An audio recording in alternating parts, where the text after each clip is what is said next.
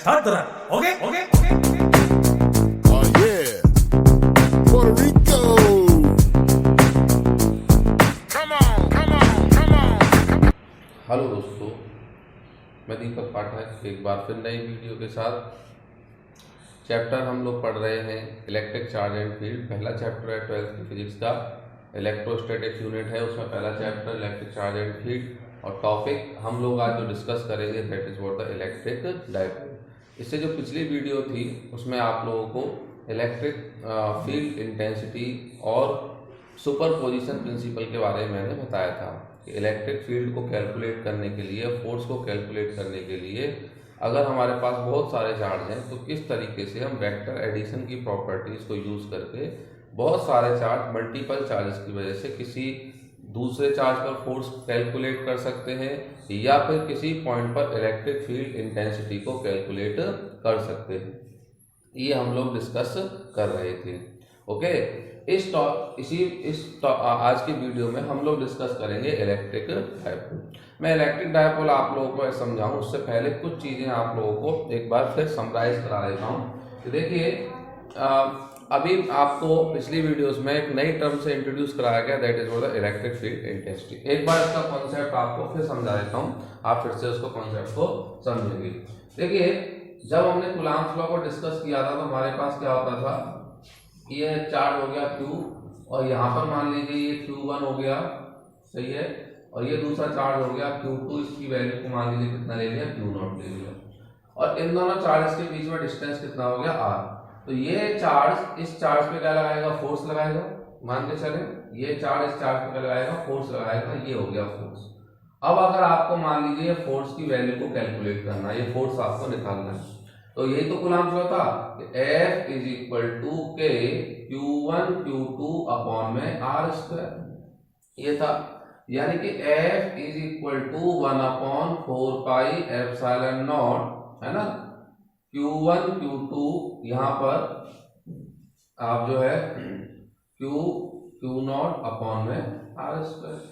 बात समझ में आ रही है, ठीक है ना। तो ये आप लोगों के पास क्या हो गया, फोर्स। कौन सा फोर्स, जो ये वाला चार्ज इस वाले चार्ज पर लगा रहा होगा या ये भी इस पे लगा रहा होगा। फिलहाल हम कह रहे हैं कि ये वाला चार्ज इस पे लगा रहा होगा। ये कौन सा हो गया, that is what the source charge, या क्या कहते हैं इसको, गिवन चार्ज। और ये कौन सा चार्ज हो गया, that is what the test charge. तो सोर्स चार्ज टेस्ट चार्ज पे कितना फोर्स लगा रहा होगा, ये हम कैलकुलेट कर सकते हैं। अब देखिए कि जो Q0 यहाँ पर है मल्टीप्लाई में, अगर आप इसको इधर डिवाइड में ले आते हैं, F अपॉन में Q0 1 upon 4 pi epsilon naught, है ना, तो ये क्या हो जाएगा यहाँ पे Q अपॉन में R स्क्वायर। और बाय डेफिनेशन बताया था कि force on per unit charge, यानी कि इस चार्ज की वजह से इस पॉइंट पर, इस चार्ज की वजह से इस पॉइंट पर 1 यूनिट चार्ज पे कितना फोर्स लगेगा, that is what the electric field intensity, force on per unit charge, ये बताया था आप लोगों को, ठीक है। तो E इज इक्वल टू क्या हो जाएगा, 1 upon 4 pi epsilon not upon में Q अपॉन में R स्क्वायर, Q अपॉन में R स्क्वायर, या इसको आप ऐसे भी लिख सकते हो K Q अपॉन में R स्क्वायर, ठीक है। तो ये आपके पास क्या है, इलेक्ट्रिक फील्ड इंटेंसिटी। फिर भी समझ में ना आया हो तो फिर से आपको एक बार दोबारा से बता देता हूँ इलेक्ट्रिक फील्ड इंटेंसिटी का कॉन्सेप्ट क्या है। देखिए, इलेक्ट्रिक फील्ड इंटेंसिटी का कॉन्सेप्ट क्या है, ये हमारे पास कोई पॉइंट हुआ O, इस पर कोई चार्ज रखा है Q, ये एक पॉइंट हो गया P, ये क्या हो गया, R डिस्टेंस पर हो गया। अब इसकी वजह से हमें यहाँ पर इलेक्ट्रिक फील्ड इंटेंसिटी को कैलकुलेट करना है, इलेक्ट्रिक फील्ड इंटेंसिटी को कैलकुलेट करना है। तो क्या मानते हैं हम यहाँ पर, कितना चार्ज रखा हुआ है, +1, सही है कि नहीं। तो क्या हो जाएगा फोर्स, इसकी वजह से इस पे फोर्स क्या हो जाएगा, वो हो जाएगा आपका 1 upon 4 pi epsilon not Q into 1 upon में R स्क्वायर, ठीक है ना। क्या लगाया है, कूलॉम्स लॉ। तो ये क्या होगा, जब हम यहाँ पर कोई चार्ज की वैल्यू 1 होगी और इसकी वजह से उस पर जब फोर्स निकाल रहे होंगे, उसी फोर्स को तो हम लोग क्या कहते हैं, इलेक्ट्रिक फील्ड इंटेंसिटी कहते हैं। यानी किसी गिवन चार्ज की वजह से किसी पॉइंट पर 1 यूनिट चार्ज पे जो फोर्स कैलकुलेट किया जाता है, that is what the electric field intensity. E यानी कि E इज इक्वल टू क्या जाएगा, K Q अपॉन में R स्क्वायर। देखिए, मैंने दो तरीके से आपको समझाया। यूनिट भी पिछली वीडियो में बता चुका हूँ, फिर एक बार बता दूं। यूनिट क्या होती है इसकी, है ना, इससे निकाल सकते हो आप यूनिट ऑफ E, क्या होती है यूनिट ऑफ हीट? वो होती है आप लोगों के पास, देखिए ये वाले फॉर्मूले से निकालोगे F अपॉन क्यू नॉट, तो इस फॉर्मूले से यूनिट क्या आती है? न्यूटन पर कूलम, न्यूटन पर कूलम। आपको यहाँ पे बता दूं एक और यूनिट होती है, that is what the volt पर मीटर। वोल्ट पर मीटर कहाँ से आएगी? ये आप लोग जब चैप्टर 2 पढ़ेंगे, तो जब हम इलेक्ट्रिक पोटेंशियल का कॉन्सेप्ट पढ़ेंगे तो हम इसको डिस्कस कर रहे होंगे। तो अभी मैं आपको क्या बता रहा था? अभी आपको बता रहा था फोर्स और इलेक्ट्रिक फील्ड इंटेंसिटी। फोर्स क्या होता था और इलेक्ट्रिक फील्ड इंटेंसिटी क्या होता था? तो देखिए अक्सर कर ये भी कूलम्ब्स लॉ है, ये फोर्स की टर्म्स में लिखा हुआ है, ये भी कूलम्ब्स लॉ, और ये जो मैंने लिखा है ये भी क्या है? कूलम्ब्स लॉ है। ये है फोर्स की टर्म में और ये है इलेक्ट्रिक फील्ड इंटेंसिटी की टर्म में। तो फोर्स और इंटेंसिटी में सिर्फ इतना फर्क होता है, ठीक है? अगर फोर्स निकाल रहे हो तो किसी पॉइंट पे जो चार्ज है उसकी कुछ वैल्यू होगी तो उसको फोर्स कह देते हैं, और यदि इंटेंसिटी निकाल रहे हैं इसी यहाँ ये पॉइंट P है तो इसी पॉइंट P पर हम चार्ज की वैल्यू क्या कर देंगे? 1 कर देंगे। अगर हमने फोर्स निकाल रखा है Q नॉट के ऊपर तो उस फोर्स को यदि हम क्या करेंगे? Q नॉट से डिवाइड कर देंगे तो इंटेंसिटी आ जाएगी। या फिर हमको, तो इसका मतलब ये हो गया कि अगर हमें किसी पॉइंट पर इलेक्ट्रिक फील्ड इंटेंसिटी निकालनी है तो देखिए इलेक्ट्रिक फील्ड इंटेंसिटी निकालने के लिए हमें चार्ज चाहिए और चार्ज से सिर्फ डिस्टेंस चाहिए। दोबारा से बोल देता हूं कि अगर कोई कहता है आप लोगों को कि ये रहा सा पॉइंट O, इस पे चार्ज रखा हुआ है Q और ये रहा इससे कुछ डिस्टेंस पे, ये रहा इससे कुछ डिस्टेंस पे पॉइंट P, ठीक है ना? इस पॉइंट P पे हमें क्या निकालना है? Electric field intensity. तो आप उससे कहोगे कि हाँ भाई देखो इलेक्ट्रिक फील्ड इंटेंसिटी का फॉर्मूला होता है KQ अपॉन R स्क्वायर, यानी कि आप लोगों को सिर्फ चार्ज चाहिए और चार्ज से डिस्टेंस चाहिए, यानी कि चार्ज ये रहा और डिस्टेंस ये रही। यानी कि अगर आपको इस पॉइंट पे इंटेंसिटी निकालनी है तो जिस चार्ज की वजह से निकालनी है उस चार्ज की वैल्यू पता कर लो और डिस्टेंस पता कर लो, तो आप यहाँ पे इलेक्ट्रिक फील्ड इंटेंसिटी निकाल सकते हैं। और दूसरी बात रही डायरेक्शन की, तो मैं बता चुका हूँ आपको, पिछली वीडियो को आप देखिए कि जो डायरेक्शन फोर्स की होगी, जो डायरेक्शन फोर्स की होगी वही डायरेक्शन किसकी होगी? इलेक्ट्रिक फील्ड इंटेंसिटी की भी होगी, ठीक।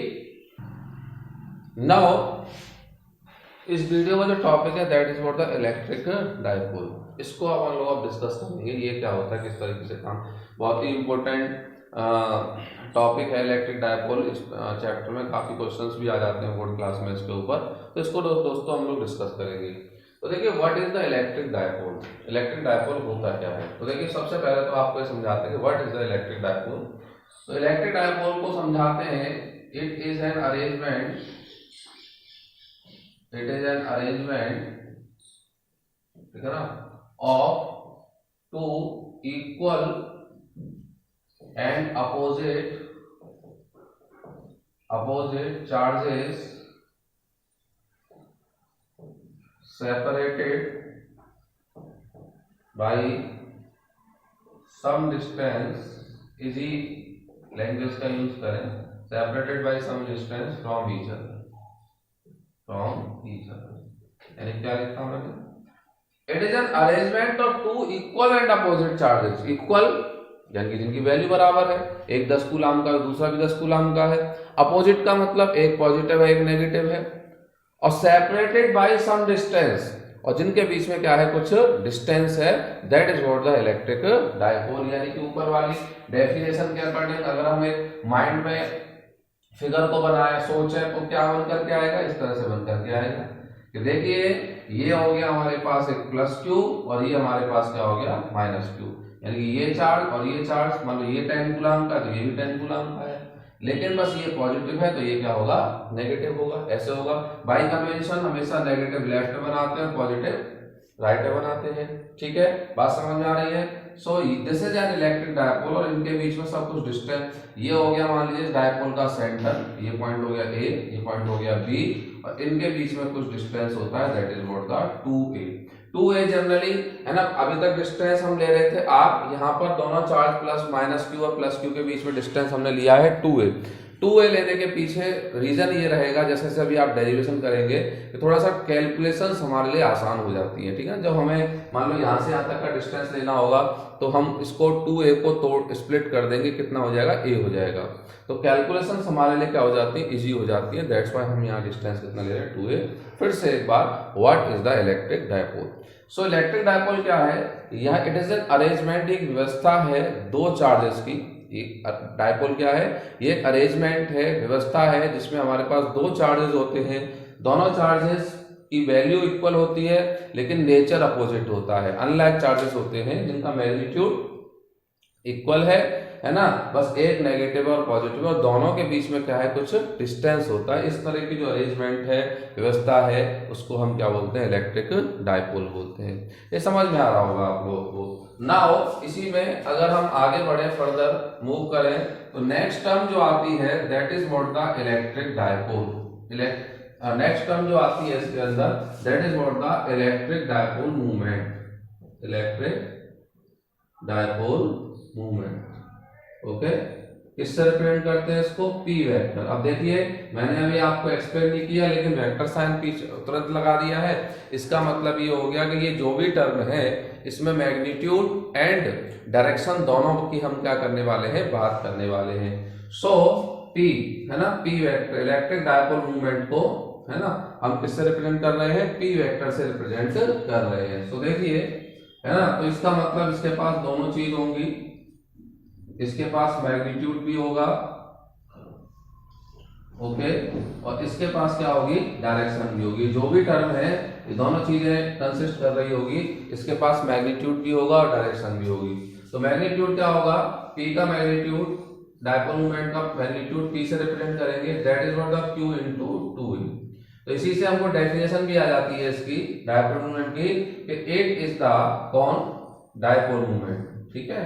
डायपोल मूवमेंट क्या है, dipole movement is the product of, product है किसका, of either charge and distance between, distance between. समझ में आ रही है क्या है डायपोल मूवमेंट, कि भाई दोनों चार्ज एक जैसे हैं, माइनस क्यू प्लस क्यू दोनों ही 10-10 है या जो भी वैल्यू है, तो दोनों में से, दोनों चार्ज में से किसी एक चार्ज की वैल्यू ले लेंगे Q इनटू, और उनके बीच का जो डिस्टेंस हो गया that is what the 2a। तो dipole movement is the product of the charge and दोनों चार्ज में से किसी एक चार्ज की वैल्यू यहाँ रख ली, दोनों की वैल्यू 10-10 है, तो 10 मान लीजिए यहाँ रख ली, एग्जाम्पल के लिए 10 है, और दोनों के बीच के डिस्टेंस को हम अगर मल्टीप्लाई कर दिया तो इसी तरीके से क्या हो जाएगा डायपोल। जैसे कि मास इनटू एक्सेलरेशन, मास और एक्सेलरेशन का प्रोडक्ट क्या होता था, फोर्स होता था, वैसे ही करके आइदर चार्ज और उनके बीच का जो डिस्टेंस है उसका जो प्रोडक्ट होगा that is what the dipole movement. और बता देते हैं डायरेक्शन क्या होगी डायपोल मूवमेंट की। तो डायरेक्शन के लिए आप यहाँ समझिए, ये हमारे पास क्या हो गया, that is what the minus Q, और ये क्या हो गया, प्लस क्यू। सो मैं आपको बता दूं कि डायपोल मूवमेंट की जो डायरेक्शन होती है वो हमेशा माइनस क्यू से की तरफ को होती है, प्लस क्यू की तरफ को होती है। डायपोल मूवमेंट की डायरेक्शन किधर से किधर को होगी, माइनस क्यू से किधर की तरफ को होगी, प्लस क्यू की तरफ को होगी। एक बार दोबारा सुनिए, टर्म हम लोग डिस्कस कर रहे हैं यहाँ पर इलेक्ट्रिक डायपोल मूवमेंट, और किससे रिप्रेजेंट करते हैं, पी से, स्मॉल पी से। मैंने इसके ऊपर वेक्टर साइन लगा दिया, इसका मतलब ये जो भी क्वांटिटी है उसके पास मैग्नीट्यूड और डायरेक्शन दोनों होगा, वेक्टर का अगर है तो। अब इसको डिफाइन कैसे करते हैं, मैग्नीट्यूड क्या होता है dipole movement, q into 2a, और यही इसकी डेफिनेशन भी बन जाती है कि डायपोल मूवमेंट क्या है, ये प्रोडक्ट है चार्ज और उनके बीच की डिस्टेंस का, सिंपल। और डायरेक्शन डायपोल मूवमेंट की क्या होती है, डायरेक्शन डायपोल मूवमेंट की होती है माइनस क्यू चार्ज से प्लस क्यू चार्ज की तरफ, माइनस क्यू चार्ज से प्लस क्यू चार्ज की तरफ। ये इसकी क्या होती है, इसकी क्या हो गई, ये इसकी डायरेक्शन हो गई, ठीक है कि नहीं।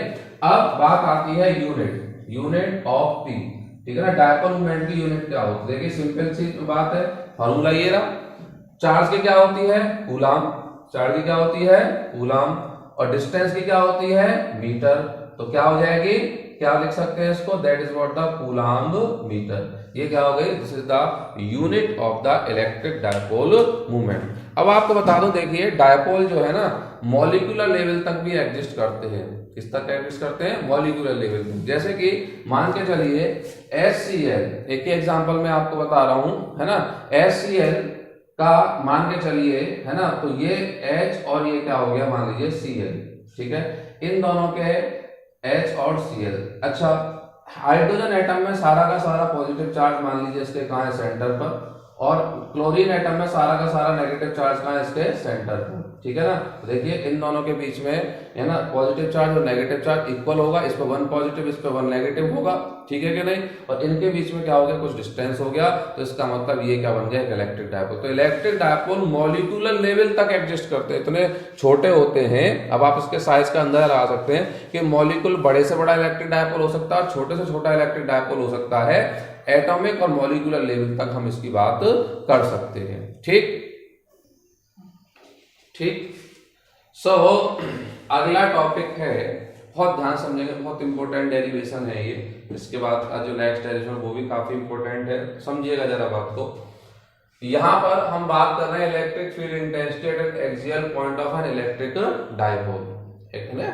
क्या है मतलब इसका, क्या करने वाले इस टॉपिक में, तो देखिए सिंपल सी बात है, ये हमारे पास एक इलेक्ट्रिक डायपोल हो गया, that is the -q and the +q, ठीक है, आपको बता दूं। और ये इसका क्या हो गया, सेंटर। तो देखो दोनों चार्ज को मिलाने वाली जो लाइन है ना, उसको बोलते हैं एक्सियल लाइन। ये वाली लाइन कौन सी हो गई, this is what the axial line, axial line, सही है कि नहीं। और इस पे अगर कोई पॉइंट हमने लिया तो दैट इज बॉडी पॉइंट, अगर हमने ले लिया तो ये पॉइंट हो गया एक्सियल पॉइंट, ठीक है भाई। +q -q चार्ज को मिलाने वाली लाइन को, ज्वाइन करने वाली लाइन को हम क्या कहेंगे, एक्सियल लाइन। और उस पे अगर कोई पॉइंट लेते हैं तो उसको कहेंगे एक्सियल पॉइंट। दूसरा चीज, अगर मान लीजिए इसके सेंटर से कोई लाइन इस तरीके से पास होती है जो कि इस पे परपेंडिकुलर भी हो, कैसी हो, परपेंडिकुलर भी हो, ठीक है। आप देख रहे हैं किस तरह से लाइन जा रही है। तो ये जो लाइन जो इसके ऊपर परपेंडिकुलर है, एक्सियल लाइन के ऊपर जो सेंटर से पास हो रही है, इसको अपन लोग बोलते हैं that is what the equatorial line. क्या बोलते हैं इसको, इक्वेटोरियल लाइन। और अगर इस पे कोई पॉइंट लिया जाता है तो that is what the equatorial point, सही है। तो अब हमें करना क्या है डेरिवेशंस में, ये है, इसके बाद अगला है, नेक्स्ट है, इसमें करना क्या है, देखिए -q हो गया, +q हो गया, और ये पॉइंट हो गया P। इस पॉइंट P पर हमें इस पूरे सिस्टम यानी कि -q और +q की वजह से क्या निकालनी है, इलेक्ट्रिक फील्ड इंटेंसिटी कैलकुलेट करनी है। बात समझ में आए। अरे भाई अगर अकेले, अगर ये बिल्कुल यहाँ पे -q चार्ज होता, ये पॉइंट P होता, तो यहाँ पे एक चार्ज होता तो आराम से इंटेंसिटी क्या हो जाती, E = kq/r², जो भी यहाँ से यहाँ तक का डिस्टेंस होगा।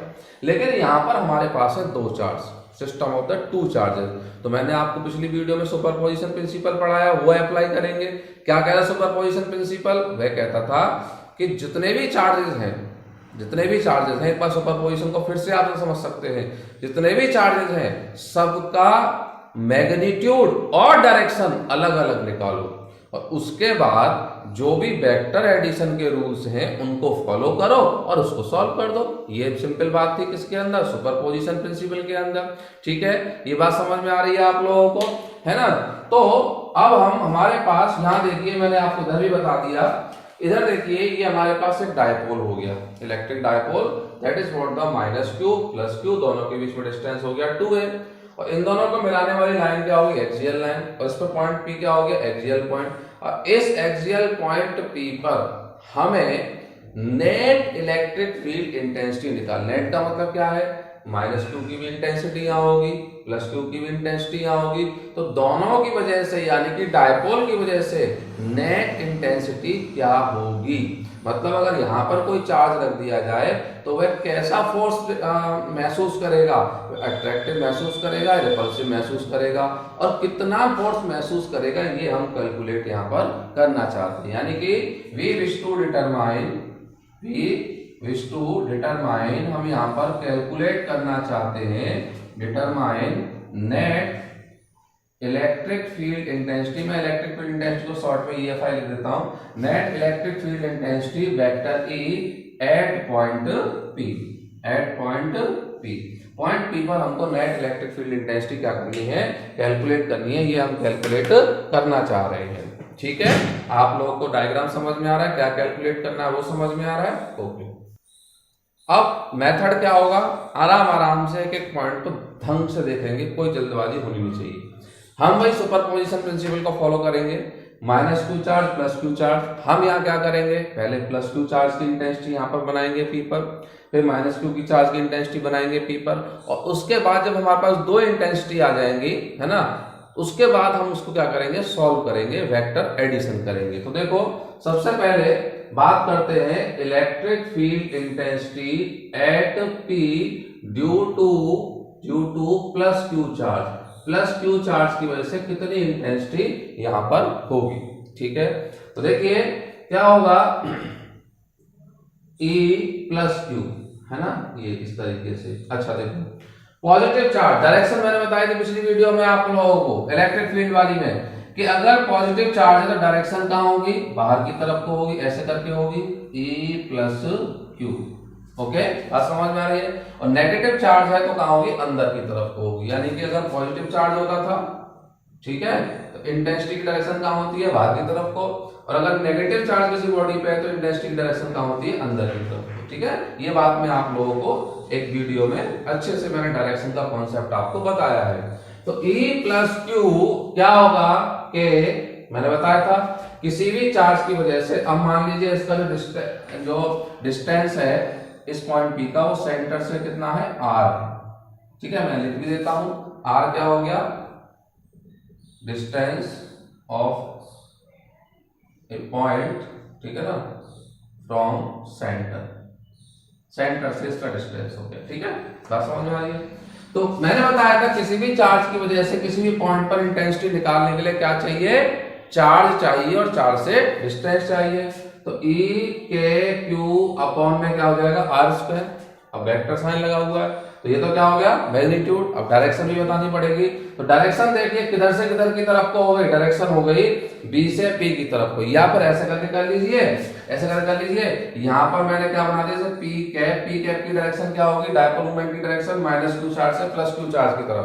तो आप देखिए के Q upon are square, direction क्या हो गई, डायरेक्शन हो गई अलोंग B से P की तरफ, या फिर आप इसको ऐसे भी लिख सकते हैं E plus Q that is what the के क्यू अपॉन में आर स्क्वायर, और ये आ जाएगा आप लोगों का P पे। इतना समझ में आ रहा है, that is what the equation number first. अब electric field intensity at P due to, है ना, माइनस क्यू चार्ज की वजह से, तो क्या हो जाएगा, E माइनस क्यू, है ना, के क्यू अपॉन में आर स्क्वायर। आर यहाँ पर थोड़ा सा एक बार हम लोग को फिर से देखना पड़ेगा चीजें, डिस्टेंस का थोड़ा सा गड़बड़ हुआ यहाँ पर, ठीक है।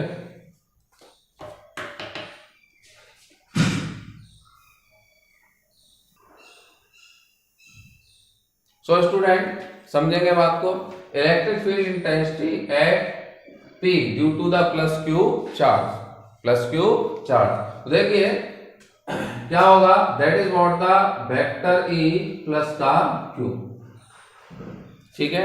तो मैंने बताया था आपको किसी चार्ज की वजह से किसी पॉइंट पे इंटेंसिटी निकालने के लिए क्या रिक्वायर्ड होता है, क्या जरूरत होती है, चार्ज और चार्ज से क्या चाहिए, डिस्टेंस चाहिए, चार्ज और चार्ज से डिस्टेंस चाहिए। देखिए प्लस क्यू चार्ज की मैंने ड्रॉ भी कर रखी है, आपको बताया था कैसे ड्रॉ कर दी, कि अगर पॉजिटिव चार्ज होता था तो उसकी वजह से इंटेंसिटी की डायरेक्शन आउट बाहर की तरफ को होती है, और अगर नेगेटिव चार्ज होता है तो उसकी वजह से इंटेंसिटी की डायरेक्शन क्या होती है, अंदर की तरफ को होती है, ठीक है कि नहीं। ये बात मैं आप लोगों को बता चुका हूं, है ना, ये समझाया हुआ है आप लोगों को वीडियो में। तो E प्लस क्यू क्या होगा, के क्यू अपॉन डिस्टेंस आएगा BP का स्क्वायर, और डायरेक्शन भाई वेक्टर साइन लगाए तो मैग्नीट्यूड एंड डायरेक्शन, और डायरेक्शन रहेगी अलोंग BP, यानी कि B से P की तरफ, पॉजिटिव चार्ज है ना, बाहर की तरफ को रहेगी अलोंग BP। चाहो तो आप इसको ऐसे भी लिख सकते हो, E प्लस क्यू, है ना, के क्यू अपॉन में। अब देखिए डिस्टेंस, ये वाला डिस्टेंस कैसे निकाल सकते हैं, ये है R में से क्या माइनस कर दीजिए A, तो ये हो जाएगा आपके पास R माइनस A का स्क्वायर। और देखिए डायपोल मोमेंट की डायरेक्शन होती है माइनस क्यू से प्लस क्यू की तरफ, तो मैंने यहाँ P कैप बना रखा है, यानी कि माइनस क्यू से प्लस क्यू की तरफ, तो आप यहाँ पे ये अलोंग BP की जगह क्या लिख सकते हैं, P कैप भी लिख सकते हैं, that is what the equation number first. अब अगली बात करते हैं electric field intensity at P due to minus Q charge की वजह से, ठीक है। तो क्या होगा, E minus q k Q upon, ठीक है। डिस्टेंस देखिए, क्योंकि मैंने फिर बात करता याद करा दो, इलेक्ट्रिक फील्ड इंटेंसिटी निकालने के लिए चार्ज चाहिए और चार्ज से डिस्टेंस चाहिए। डिस्टेंस क्या होगा, ए से लेकर के पी तक का, तो that is what the AP square. और डायरेक्शन क्या होगी, डायरेक्शन होगी अलोंग। अब देखिए नेगेटिव चार्ज की वजह से इंटेंसिटी कहां की तरफ को होती है, इनसाइड, यानी कि ये हो गया आपके पास E माइनस का Q। तो डायरेक्शन कैसे हो गई, P से A की तरफ को, अलोंग P से A की तरफ को। आप इसको ऐसे करके भी लिख सकते हैं E माइनस क्यू के Q। अब देखो AP को क्या लिख सकते हो, देखिए यहां से इस पॉइंट से, देखिए जरा इस पॉइंट से सेंटर तक का डिस्टेंस तो कितना हो गया R, और यहां से यहां तक का डिस्टेंस कितना हो गया A, ठीक है ना। तो ये हो जाएगा आपके पास that is what the R plus का A का स्क्वायर, और यहाँ पे लिख सकते हैं माइनस का P कैप। क्यों, क्योंकि P कैप की डायरेक्शन ऐसे है और E माइनस Q की डायरेक्शन उसका जस्ट अपोजिट है, तो वहां पर क्या लिख दिया, E माइनस का P cap. That is what the equation number 2। अब हमको निकालना है net electric field intensity at P पर निकालना है। तो यहां पर लगाएंगे according to POS principle of superposition. तो क्या हो जाएगा, E axial is equal to क्या हो जाएगा, E प्लस Q, यानी कि दोनों इंटेंसिटी जो आपने निकाली थी उनका क्या करना पड़ेगा, वेक्टर सम करना पड़ेगा। अब आपको मालूम है कि दोनों वेक्टर्स कैसे हैं, अपोजिट डायरेक्शन में हैं। तो क्या होगा जब आप वेक्टर एडिशन करेंगे तो क्या होगा, बड़े वेक्टर में से, बिगर वेक्टर में से स्मॉलर वेक्टर को अपन लोग क्या करते आए हैं, माइनस करते आए हैं। ये काम करना पड़ेगा। देखिए तो ये आप लोग सॉल्व कर रहे हैं यहाँ पर, that is what the E axial क्या हो जाएगा यहाँ पर दोस्तों, ये हो जाएगा, वैल्यू को पुट करेंगे के Q अपॉन में R माइनस A स्क्वायर, और ये हो जाएगा P कैप, और दूसरा वाला के Q अपॉन में R प्लस A का स्क्वायर, और ये हो जाएगा आपके पास माइनस का P कैप, ठीक है। अब E एक्सियल तो देखिएगा के Q आपने यहाँ पे कॉमन ले लिया बाहर, ठीक है। यहाँ पे बचेगा 1 अपॉन R माइनस A का स्क्वायर, प्लस माइनस का हो जाएगा माइनस, तो 1 अपॉन में R प्लस A का होल स्क्वायर, और एक P कैप आपने क्या ले लिया, बाहर ले लिया, ओके, कॉमन ले लिया। अब देखिए इसको सॉल्व करते जाइए, आप रिलेशन तक पहुंच पाएंगे के Q, है ना। अब इसमें ये क्या हो जाएगा, आप इसको अगर सॉल्व करेंगे R माइनस A का square multiplied by R plus A का स्क्वायर, एलसीएम ले रहे हैं आप लोग, ठीक है। ये इससे मल्टीप्लाई, ये इससे multiply, so R plus A का स्क्वायर और माइनस R माइनस A का स्क्वायर, ठीक है। अब समझ में आ रही है। अब अगर आप इसको सॉल्व करेंगे, है ना, A प्लस बी का whole square, A minus B का होल स्क्वायर लगा करके सॉल्व करेंगे, तो R स्क्वायर से R स्क्वायर, A स्क्वायर से A स्क्वायर करेंगे, तो 2AR दोनों में, इसमें और इसमें बचेगा, उसको आप ऐड कर लेंगे। तो ये क्या हो जाएगा, that is what the 4AR, और नीचे इसको क्या लिख सकते हैं आप लोग, ये हो जाएगा R माइनस A और R प्लस A का होल स्क्वायर लिख दिया आप लोगों ने, ठीक है ना। तो अब देखो जरा यहाँ पर एक चीज और आपको फटाफट से क्लियर कर देता हूँ, ये वेक्टर बड़ा है, वेक्टर छोटा है, आप इसमें से इसको माइनस करेंगे तो नेट वेक्टर किधर बचेगा, ऐसे करके देखिए ये हो गया आपके पास, this is what the E axial की डायरेक्शन किधर को होगी, है ना, किधर को होगी, जो डायरेक्शन P कैप की होगी वही डायरेक्शन नेट इलेक्ट्रिक फील्ड यानी कि E एक्सियल की भी होगी, ठीक। इतना समझ में आ रहा है। तो इसीलिए हमें डायरेक्शन को बार बार न लिख करके सीधे मैग्नीट्यूड पे काम कर लेते हैं अपन लोग। E एक्सियल, है ना, ये हो जाएगा के, इधर ध्यान से देखेंगे, Q into 2A into 2R, मैंने 4AR को स्प्लिट कर दिया 2A इंटू 2R में, देखो 2 2 4 AR वही आ जाएगा, और यहाँ नीचे हो जाएगा ये देखो R minus A R plus A minus B और A प्लस B का होल स्क्वायर, तो R square minus A square का होल स्क्वायर। तो this is what the E axial के, अच्छा Q इंटू 2A क्या होता था, डाइपोल मूवमेंट, सो ये हो जाएगा P इंटू 2R, है ना, अपॉन में R square minus A square का होल स्क्वायर। इतनी बात समझ में आ रही है आप लोगों को, ठीक है, यहाँ तक कोई कंफ्यूजन तो नहीं है। चलिए उसको लेकर के आगे बढ़ते हैं। हमारे पास क्या रिलेशन आया, E एक्सियल के 2pr अपॉन में r square minus a square का होल स्क्वायर, ये आ गया। ठीक है, ये हमारे पास नेट इलेक्ट्रिक फील्ड आ गया।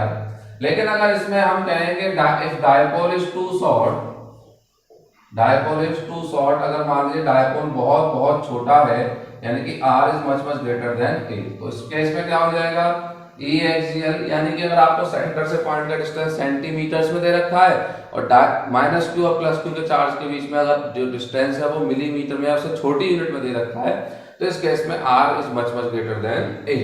तो E एक्सियल क्या हो जाएगा कि 2pr अपॉन में a को नेगलेक्ट कर देंगे तो ये हो जाएगा r की पावर 4, ये इससे कैंसिल आउट हो जाएगा। तो E एक्सियल ये आएगा आपके पास के 2p अपॉन में r की पावर 3। आपको मालूम है ना पूरे इस कॉन्टेक्स्ट में k की वैल्यू क्या है 4 पाई एप्सिलॉन नॉट, यदि चार्ज वैक्यूम में रखे हैं, और अगर चार्ज किसी मीडियम में रखे हैं तो k की वैल्यू क्या आ जाएगी 1/4 पाई एप्सिलॉन m, यानी कि ये क्या है 9 × 10 की पावर 9, और अकॉर्डिंगली जो वैल्यू आती है। बात समझ में आ रही है आप लोगों को, यहाँ तक कोई प्रॉब्लम? तो ये आपने क्या कर लिया, एक डेरिवेशन यहाँ पर कंप्लीट कर लिया। नेक्स्ट डेरिवेशन की तरफ को आगे हम लोग बढ़ेंगे। सो स्टूडेंट्स, अगला टॉपिक है इलेक्ट्रिक डायपोल में ही electric field intensity at an equatorial point of dipole. थोड़ी देर पहले मैं इक्वेटोरियल पॉइंट ऑफ डायपोल ही बता रहा था आप लोगों को। देखिए -q + q ये डायपोल हो गया, और ये जो डिस्टेंस है ये हो गया आपका इक्वेटोरियल डिस्टेंस, ये हो गया r, और ये पॉइंट P क्या हो गया, इक्वेटोरियल पॉइंट हो गया। अब इस पॉइंट पर हमें -q और +q, -q की भी इंटेंसिटी होगी और +q की भी इंटेंसिटी होगी, तो इन दोनों की वजह से नेट इंटेंसिटी क्या होगी, कितनी होगी, वो हमको यहाँ पर कैलकुलेट करना है। इतनी बात समझ में आ रही है आप लोगों को? तो कैसे करेंगे, मेथड वही होगा, दोनों चार्ज +q और -q की इंटेंसिटी को लिखेंगे, दिखाएंगे, है ना, और देन वेक्टर प्रॉपर्टी को फॉलो करते हुए उसका वेक्टर एडिशन करेंगे। ठीक है, एक बार फिर देखिए, -q + q, दोनों चार्ज के बीच में डिस्टेंस कितना होता है, a एंड a, यानी कि क्या हो गया 2a हो गया, मैंने थोड़ा स्प्लिट लिख दिया है। ये इक्वेटोरियल पॉइंट हो गया P, इसका सेंटर से डिस्टेंस कितना हो गया, इक्वेटोरियल पॉइंट P सेंटर से डिस्टेंस कितना हो गया, r हो गया। तो ऑब्वियस सी बात है, अगर PTH लगाएंगे, पाइथागोरस थ्योरम हम लगाएंगे, तो ये वाले डिस्टेंस कितने होंगे, ये डिस्टेंस होगा √r², थोड़ा छोटा लिखता हूं उसको क्योंकि आगे डायग्राम में बहुत कुछ करने की जरूरत पड़ेगी, r² + a², और ये वाला डिस्टेंस भी कितना होगा √r² + a²। यहां तक समझ में आ रहा होगा। फिर अब जैसे पीछे कर रहे थे वैसे ही करते हैं। तो electric field intensity at P due to +q charge जो B पे रखा हुआ है, ठीक है, तो क्या होगा E + q, है ना। तो जैसे बताया गया था E + q चार्ज को फाइंड करने के लिए, इलेक्ट्रिक फील्ड इंटेंसिटी को फाइंड करने के लिए किसी पॉइंट पर चार्ज चाहिए, चार्ज से डिस्टेंस चाहिए, तो K चार्ज हो गया Q और डिस्टेंस हो गया √r² + a² का स्क्वायर। क्या होता है इलेक्ट्रिक फील्ड इंटेंसिटी का फॉर्मूला, E(kq) अपॉन में r², तो चार्ज और चार्ज से डिस्टेंस, तो चार्ज से डिस्टेंस कितना है √r² + a²। इतना समझ में आ रहा होगा। डायरेक्शन है ना, डायरेक्शन हम इसको ड्रॉ कर देते। चलिए अब मैं यहाँ पर थोड़ा सा आसान कर लेता हूँ चीजों को। डायरेक्शंस हम फिगर में दिखाएंगे और यहाँ पर हम क्या लिखेंगे, मैग्नीट्यूड को लिख लेंगे, ठीक है। तो यहाँ पर मान लीजिए डायरेक्शन ये होगी, ठीक है ना, इस तरीके से हो जाएगी डायरेक्शन, क्योंकि अभी भी बताया था आपको, that is what the E + q, है ना। जैसे ये कोई चार्ज है, मान लीजिए ये पॉजिटिव चार्ज है, ठीक है भाई, ये पॉजिटिव चार्ज है, पूरी बॉडी पे कैसा चार्ज है, पॉजिटिव चार्ज है। तो यहाँ पर इंटेंसिटी डायरेक्शन क्या होगी, ऐसे, इधर कोई पॉइंट होगा डायरेक्शन कैसे होगी, ऐसे, इधर कोई पॉइंट होगा डायरेक्शन कैसे होगी, ऐसे, यानी कि इस तरीके से डायरेक्शन को हम इंटेंसिटी डायरेक्शन को क्या कर सकते हैं, शो कर सकते हैं। वही काम किया, ठीक है। अब इसको थोड़ा सिंपल करके लिख देते हैं, that is what KQ upon में क्या हो जाएगा, स्क्वायर से रूट कैंसिल आउट हो जाएगा, तो r² + a², that is what the equation number first, है ना। इसी तरीके से electric field intensity at P due to किसकी वजह से, माइनस क्यू चार्ज की वजह से अगर हम निकालेंगे तो क्या आएगा, E minus q k q, distance क्या हो जाएगा, डिस्टेंस हो जाएगा root are square plus A square का होल स्क्वायर, ये से कैंसिल आउट होगा तो क्या आ जाएगा, के क्यू अपॉन में r square minus a square, that is what the equation number second. अच्छा इसकी डायरेक्शन यहाँ शो कर देते हैं, तो इसकी डायरेक्शन कैसे होगी, माइनस क्यू, देखो माइनस जो नेगेटिव चार्ज होता है उसकी डायरेक्शन कैसे होती है, इनसाइड होती है। मान लीजिए ये यहाँ पे लाइन मैंने ड्रॉ कर दी ऐसे करके, यहाँ पे कोई पॉइंट लेंगे तो ऐसे हो जाएगी, यहाँ पे कोई पॉइंट लेंगे तो ऐसे हो जाएगी, यहाँ पे लेंगे ऐसे हो जाएगी, यहाँ पे लेंगे ऐसे हो जाएगी, यहाँ पे कोई पॉइंट लिया लाइन ड्रॉ करी तो उस तरह से हो जाएगी, ठीक है कि नहीं। तो ये हमने ड्रॉ कर दिया, यहाँ पर कोई प्रॉब्लम वाली बात नहीं आनी चाहिए। अब देखिए हम यहाँ पर इसको ड्रॉ कर देते हैं, दैट इज व्हाट द, ये हो गया हमारा ई माइनस क्यू। अब आप गौर से देखिए, है ना, एकदम गौर से आप इसको देखिएगा तो आपको देखो एक चीज तो यहाँ पे यही पहले समझ में आ जाएगी। आपने क्या किया, प्लस क्यू चार्ज की वजह से आपने डायरेक्शन मैग्नीट्यूड दोनों निकाल लिया, माइनस क्यू की वजह से डायरेक्शन मैग्नीट्यूड दोनों निकाल लिया एक पॉइंट पी पर। अगर आप यहाँ बिल्कुल अगर ध्यान से देखेंगे तो देखिए ई प्लस क्यू चार्ज का मैग्नीट्यूड और ई माइनस क्यू यानी कि प्लस क्यू और माइनस क्यू की इंटेंसिटी का मैग्नीट्यूड सेम ही आ रहा है, k Q upon are square k Q upon, तो इसको मैंने क्या लिख दिया, के क्यू अपॉन में आर स्क्वायर प्लस ए स्क्वायर, इसको मान लिया मैंने ई। ठीक है, बात समझ में आ रही है। अब मान लीजिए ये जो एंगल है ये क्या हो गया, थीटा। देखिए कौन सा एंगल है ना, जो चार्ज और उस चार्ज जिस पॉइंट पे रखा है, जिस पॉइंट पे हम इंटेंसिटी निकाल रहे इक्विटोरियल पॉइंट, उसको जो लाइन मिला रही है और डायपोल की जो एक्सियल लाइन है, बात समझ में आ रही है, उनके बीच में ये एंगल बन रहा है थीटा। इतनी समझ में आ रही है बात। चलिए अब यहाँ पर मैंने क्या किया, ये वाली जो लाइन है एक्सियल लाइन, इसके पैरेलल मैंने यहाँ से पॉइंट पी से होती हुई एक लाइन यहाँ पर ऐसे करके क्या कर ली, ड्रॉ कर ली। इतनी बात समझ में आ रही है। अब देखिए, नाउ रिजॉल्व, है ना, ई plus Q and E minus Q, है ना, इनको दोनों को क्या करना है, रिजॉल्व करना है। क्या करना है, रिजॉल्व। देखो अब आप ज्योमेट्री लगाइए थोड़ी सी, ये एंगल थीटा है तो ये एंगल भी कितना हो जाएगा, थीटा, ठीक है, और ये एंगल थीटा है तो ये एंगल भी कितना हो जाएगा, थीटा, ठीक है, करस्पॉन्डिंग एंगल से, और ये हो जाएगा अल्टरनेट एंगल से। अब आप देखिए इसको रेक्टेंगुलर कंपोनेंट में रिजॉल्व करना है ई प्लस क्यू को, तो क्या हो जाएगा, आपको रिजॉल्व करना आता है ना, वेक्टर ए 11 में सिखाया था, यहाँ पे थीटा, तो ये क्या हो जाएगा भाई, ए कॉस थीटा, और ये क्या हो जाएगा आपका ए साइन थीटा। तो उसी प्रॉपर्टी को, उसी चीज को फॉलो करेंगे। तो देखिए इधर तो ये क्या हो जाएगा, that is what the E sine theta, और ये क्या हो जाएगा, that is what the E cos theta. किसकी वजह से, प्लस क्यू चार्ज की वजह से, ठीक है, दोनों चार्ज का मैग्नीट्यूड सेम है ना, बस डायरेक्शन अलग अलग आ रही थी।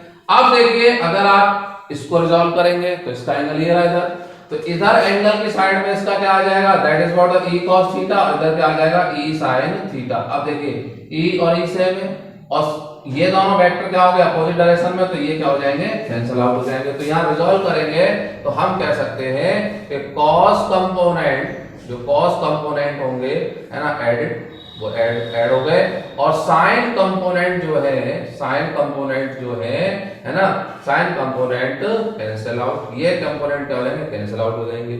ठीक है, तो अब आप निकालते हैं, ना हो इसको सॉल्व करने का निकालते हैं ई इक्वेटोरियल, ई इक्वेटोरियल। तो क्या निकलेगा ई इक्वेटोरियल, ई इक्वेटोरियल क्या निकलेगा, वो निकलेगा आप लोगों का, देखिए प्लस क्यू चार्ज की वजह से सिर्फ क्या बचा, ई कॉस थीटा, तो E cos theta, minus Q charge की वजह से क्या बचा, E cos theta, E cos theta, दोनों चार्ज की वजह से नहीं बचा, तो ये हो जाएगा आपके पास 2e cos थीटा।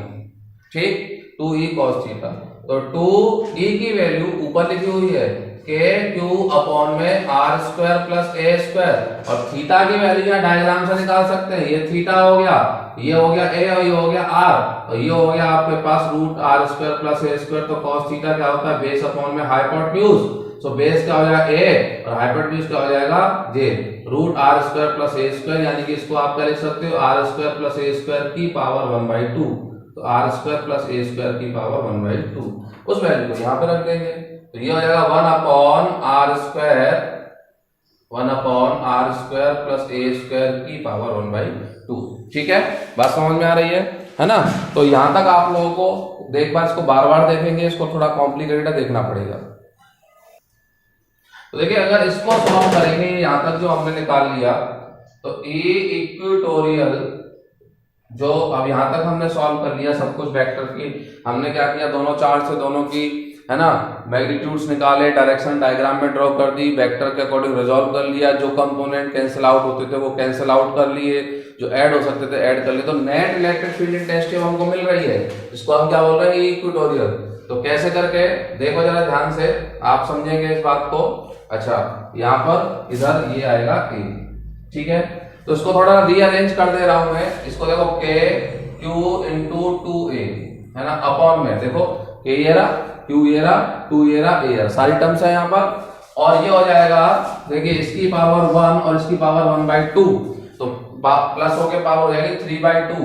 तो r² प्लस a² इज 3/2 और q इंटू 2 क्या होता है, डायपोल मूवमेंट। सो E इक्वेटोरियल, अच्छा E इक्वेटोरियल की डायरेक्शन कैसे होगी, इस तरीके से E cos थीटा के जुड़ने से तो E इक्वेटोरियल आया है, तो डायरेक्शन क्या होगी, +2 से -2 की तरफ। यानी कि अगर ये डायरेक्शन ऐसे करके P कैप होती है -2 से +q की तरफ, तो इसकी E इक्वेटोरियल की डायरेक्शन उल्टी होगी +q से -q की तरफ। ठीक है, तो ये हो जाएगा कि q इंटू 2 क्या होता है, डायपोल मूवमेंट। तो r² प्लस a² की पावर 3/2, ये तो मैग्नीट्यूड आ गया।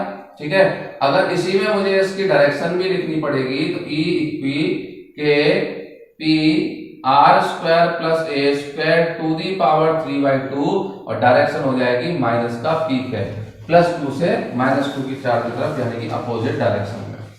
ठीक है, फिर से आओ यहाँ पर जरा, if dipole is too solve, dipole is too solve, अगर डायपोल बहुत बहुत छोटा है तो r is much much greater than a, तो E इक्वेटोरियल क्या हो जाएगा, के है ना P अपॉन में r² की पावर 3/2, 2 से 2 कैंसिल आउट हो जाएगा, एक को नेगलेक्ट कर देंगे तो r की स्क्वायर की पावर हो जाएगी 3/2, 2 से 2 कैंसिल आउट हो गया, तो E इक्वेटोरियल ये हो जाएगा के P अपॉन में r³। ठीक है, बात समझ में आ रही है, के P अपॉन में r³। यहां तक समझ में आया आपको, यहां तक कोई प्रॉब्लम वाली बात नहीं होनी। सो ये हमारे पास रिलेशन आ गया। अब देखिए आपके पास E एक्सियल क्या निकलवाया था, के 2P अपॉन में r³ है ना, और एंड E इक्वेटोरियल आपके पास क्या निकल आया, के P अपॉन में r³। ठीक है, अब देखिए इन दोनों से हम कुछ दो रिलेशन निकाल सकते हैं। ठीक है, एक तो ये निकला यहां से कि देखिए E एक्सियल ना डबल है किसका, E इक्वेटोरियल का, देखो यहाँ 2 है या 2 नहीं है, सेम टर्म्स है। तो E एक्सियल डबल होगा किसका, 2 इक्वेटोरियल का, तो डबल होता है। अगर मान लो O से वही R यहाँ और यहाँ R अगर आपने सेम लिया, मान लो ये भी 1 सेंटीमीटर और ये भी 1 सेंटीमीटर था, तो यहाँ डबल होगा, यहाँ इसका जस्ट हाफ होगा। ठीक है, और दूसरी बात देखिए चाहे वो एक्सियल हो चाहे इक्वेटोरियल हो, तो डायपोल जो है ना, डायपोल की इंटेंसिटी डिपेंड करती है किसके ऊपर, R के ऊपर। यहाँ भी r³ है, यहाँ भी r³ है, ऊपर की टर्म अगर कांस्टेंट होगी डायपोल के लिए, तो E dipole is inversely proportional to r³। तो उम्मीद है कि आप लोगों को यहाँ तक की सभी बातें समझ में आई।